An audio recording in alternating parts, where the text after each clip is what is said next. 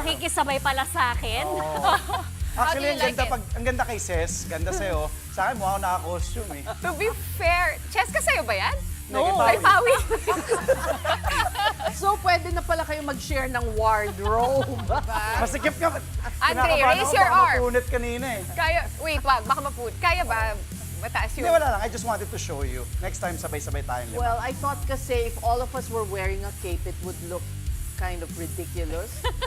Okay lang na ikaw lang. Ako lang yung magmukhang ridiculous. Pero Thank this you, is why Cheska's the best partner kasi sinabayan ka niya. Yeah. Okay, nag-enjoy lang ako. Thank you, guys. Thank you, Andre. Ayun lang. Thank you, Cheska, Thank for you. inspiring this. Luke, fashion trend. Thank you, Parang I'm your entertainment every night. But thank you once again to the big story, to Cesar Rilon, to Sean Yao, and to Pauline Verzosa on our show tonight. They can't stop laughing, Check.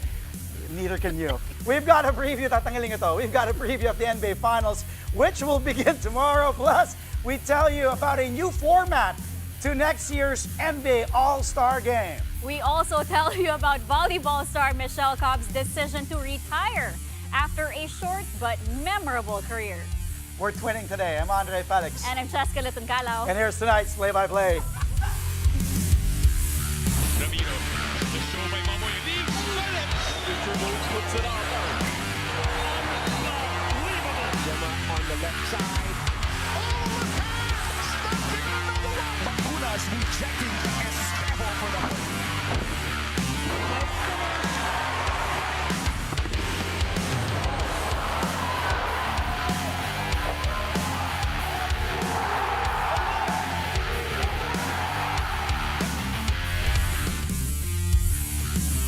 Okay, this is really my outfit for Yes. today. Okay. All right, NBA fans, it's almost that time of the only she can pull that off.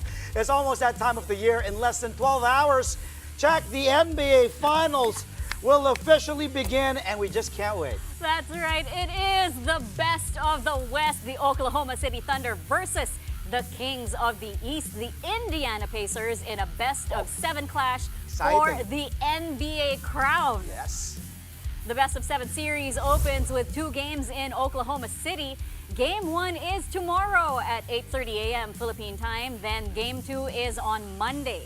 The series then heads to Indianapolis for Games 3 and 4. If necessary, though, Game 5 will return to Oklahoma City. Back to Indiana for Game 6, then back to OKC for that winner-take-all for all the marbles Game 7. This is the Thunder's first finals appearance since 2012, and the Pacers' first since year 2000. Both teams are gunning for their first NBA title.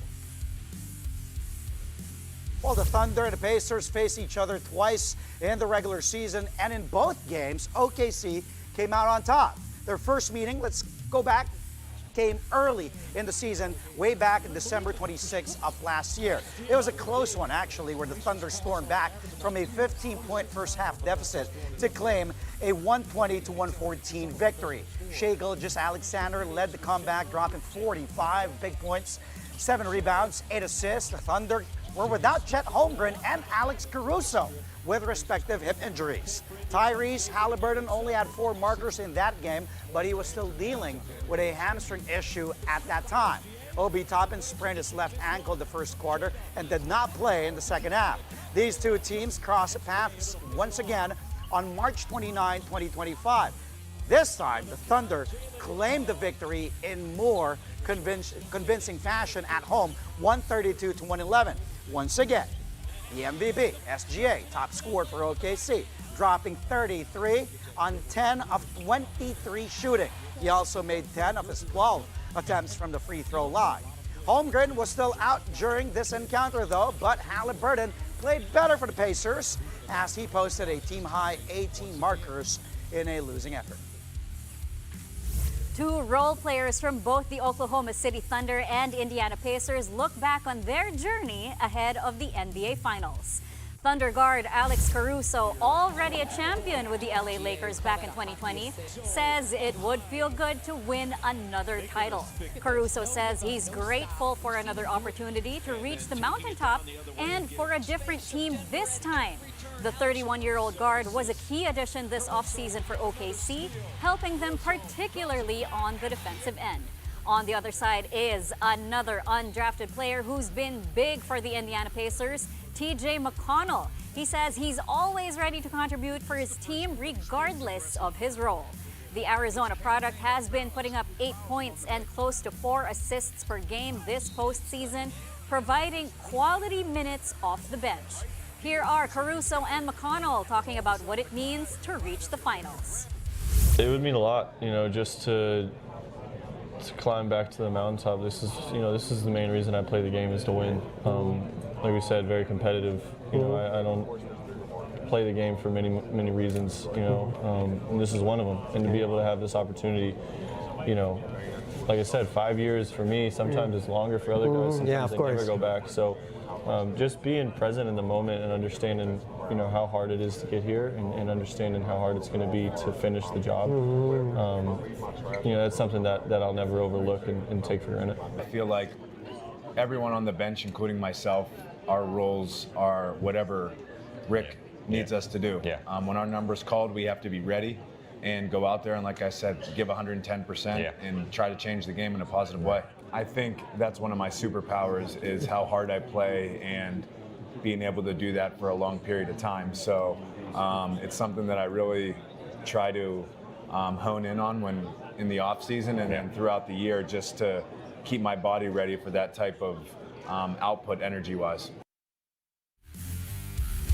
Well, we'll be having more on the upcoming NBA Finals later on the show, and we'll also have a very special guest to analyze and preview the NBA Finals. But for now, let's move on to the Phoenix Suns. Yes, and their new head coach. The Suns have been in the news lately, and they're set to name Cleveland Cavaliers assistant coach Jordan Ott as their next lead mentor. Ott replaces Mike Budenholzer, who was let go after just one season in Phoenix, which ended with a 36-46 win-loss record.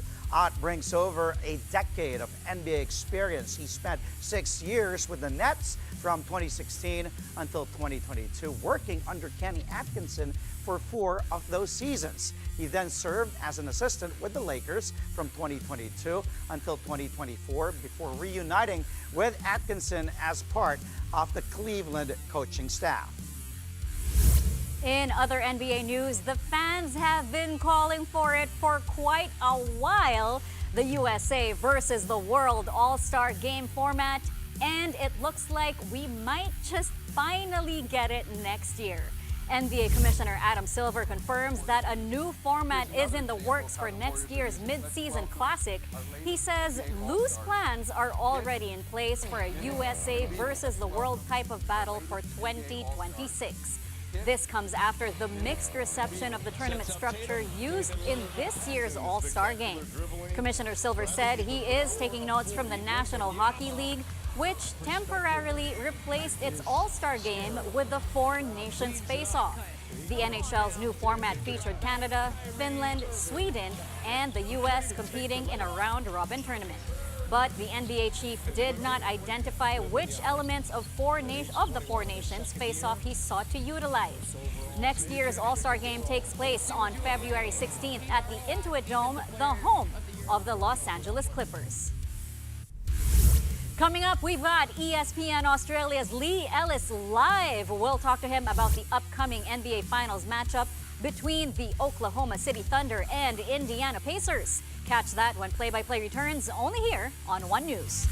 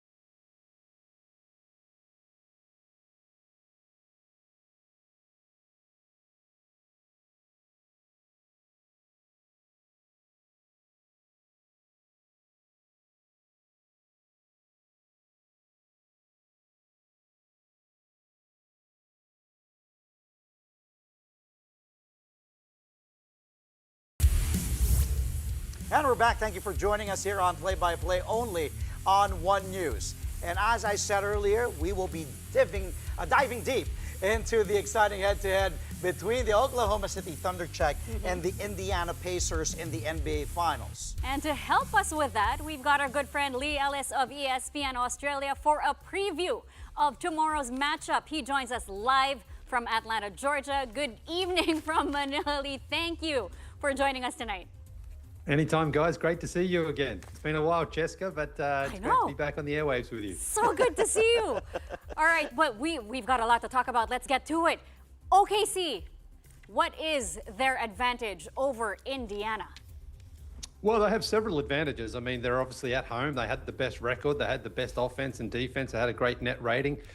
So they're well rested. They're favourite. They're deep. They've got the MVP. They've got lots of things going their way. But of course, that doesn't automatically translate to a simple victory, as we've seen throughout these playoffs. Lots of teams have won having not had home court advantage and caused the upset. You only have to look at the Eastern Conference. The fact the Indiana Pacers had to go on the road twice and win. They had to beat the Cleveland Cavaliers, who were equal favourite with the Boston Celtics, and they didn't even have to face the Boston Celtics because the New York Knicks took out the Boston Celtics in the round prior. So once again, the Pacers had to go on the road and win, and they've done that. These teams are very, very even across the board in the way that they score and the way that they run. Their offenses are both very good. Their defenses are very good. But, you know, the Oklahoma City Thunder deserve to be in this position where they are the favourite because they've had such an incredible season. And they've had a, you know, somewhat tough playoff road there. That series against the Denver Nuggets was a 7-gamer. But then they really showed against the Minnesota Timberwolves. They flexed their muscles just how good they are at both ends. So lots of things to like about the Oklahoma City Thunder, but I certainly don't think this is just going to be a breeze for them, because having experienced the Indiana Pacers up close, I know they are a very good team as well. They're very deep, they're very well coached, and so it should be a really fun, exciting series. Well, Lee, obviously, OKC, heavy favorites here, and as Czechs led with that, asking for the advantages of OKC. We all know SGA will show up. He is the MVP after all. He had that matched up, that hyped up matchup with Ant-Man. He obviously won the series. In the regular season, he scored 25 in that first game against Indiana, and then in March, he scored 33. But aside from SGA, who do you want to see step up, or probably see will be the X factor here? Might be the Chet Holmgrens of the world, Jalen Williams of the world, but who in your mind do you think will be the one stepping up?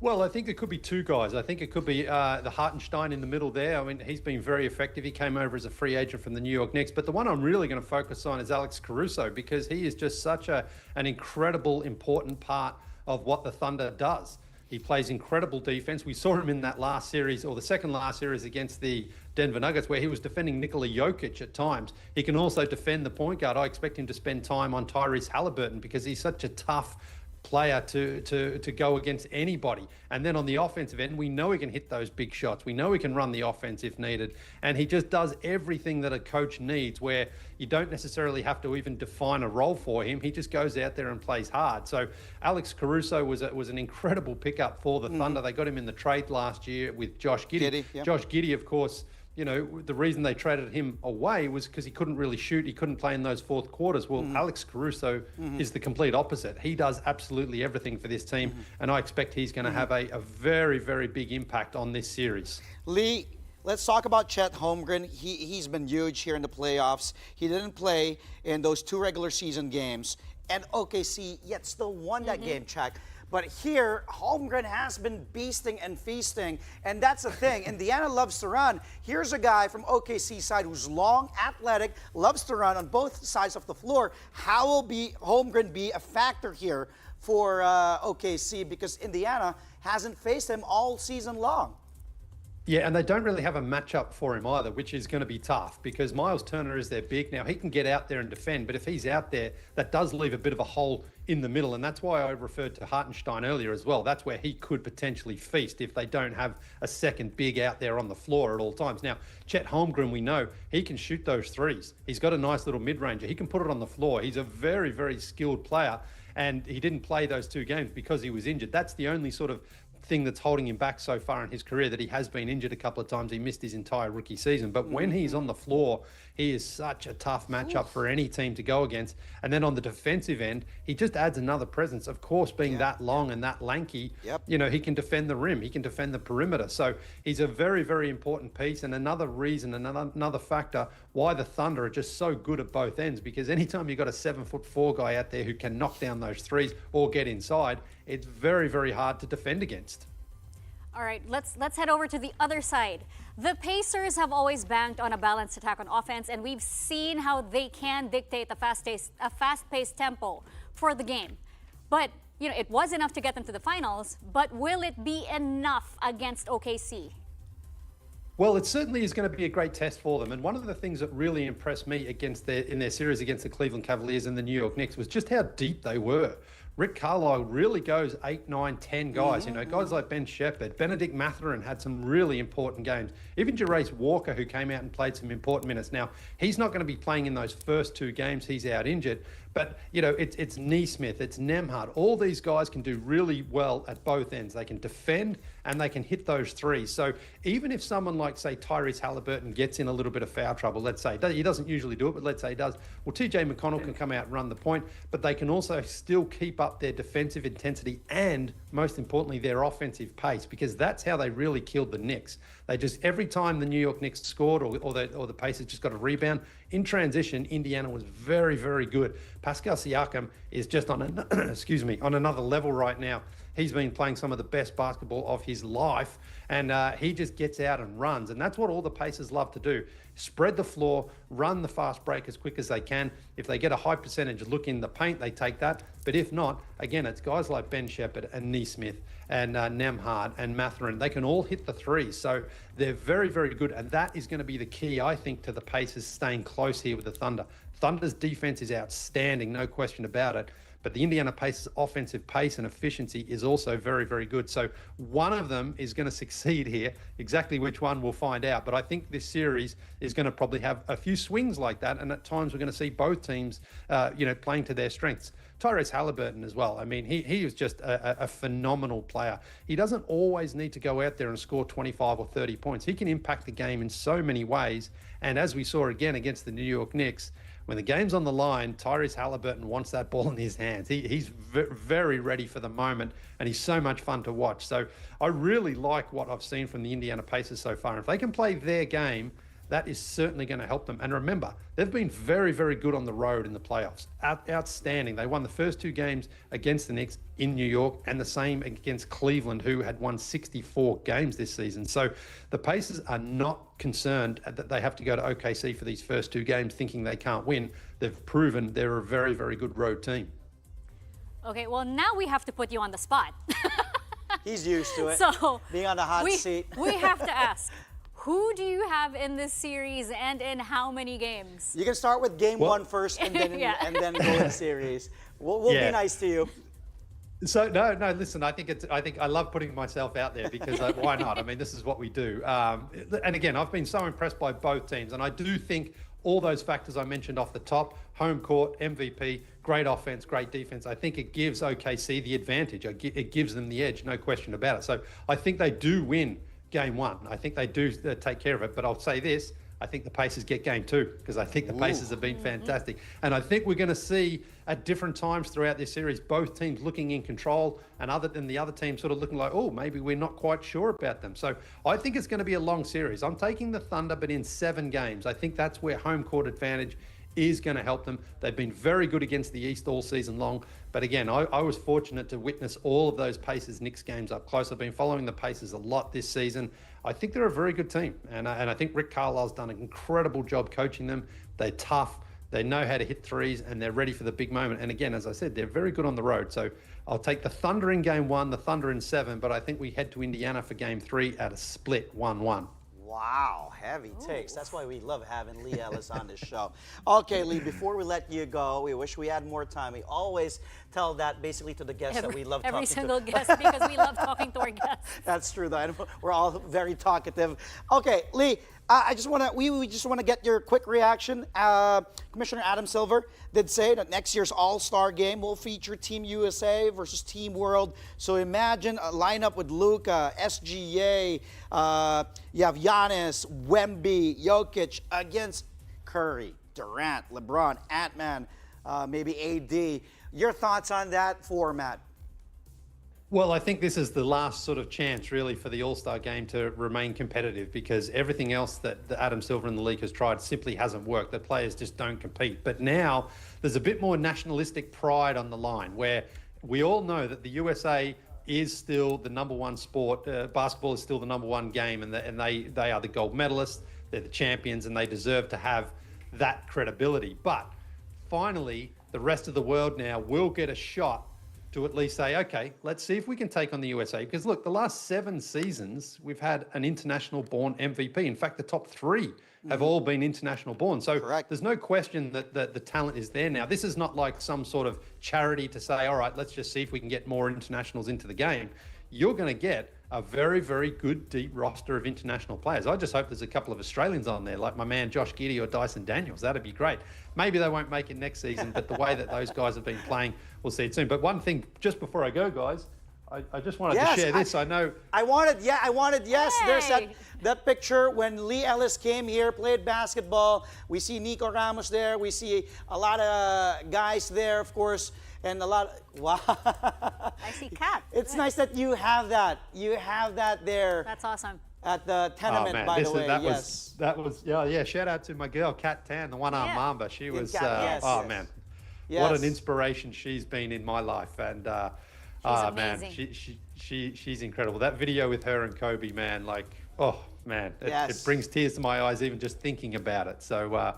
Yeah, I had so much fun in the Philippines, and hope I return, not just to Manila as well. I know there's so much more to the country than just Manila. I would love to experience more and get some buckets along the way. Well, just let us know when you're coming out of here.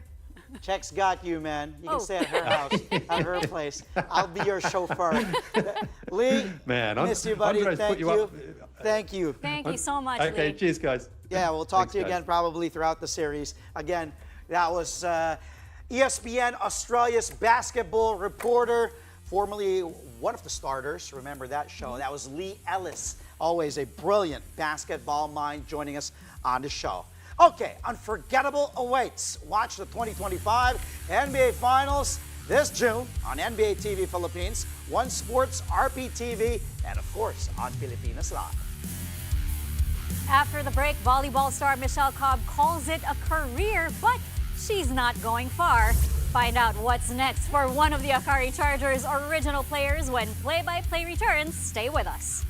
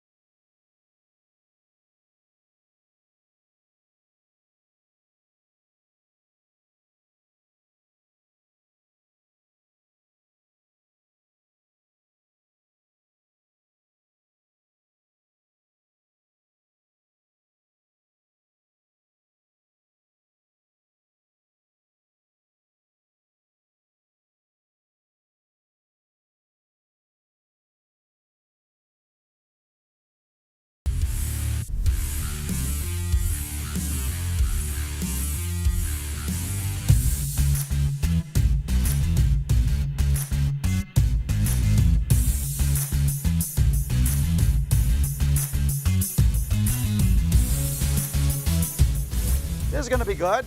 Well, you're still watching play-by-play only here on One News. Welcome back. We've got highlights, but all coming from last night's Northport and Phoenix game and tonight's highlight reel. Let's roll it right away. Let's start with the Batang Pierre turning defense into offense. Richie drives, poked away by Balanza, recovered by Munzon.